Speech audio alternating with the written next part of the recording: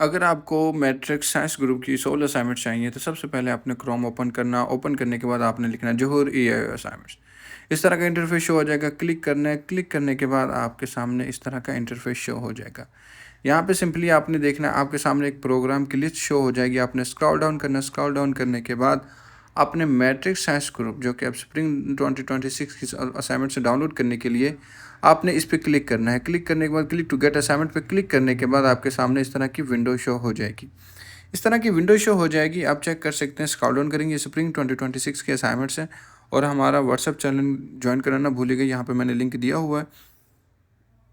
अब जैसे scroll down करेंगे, स्क्रॉल डाउन करके आप देखेंगे कि यहाँ पे हमने कुछ कोड अपलोड किए हैं, क्योंकि ये फर्स्ट सेमेस्टर है और ये न्यूली इंट्रोड्यूस है, इसका फर्स्ट ही सेमेस्टर है, तो इसलिए फर्स्ट सेमेस्टर की असाइनमेंट्स हमने अपलोड कर दी हैं।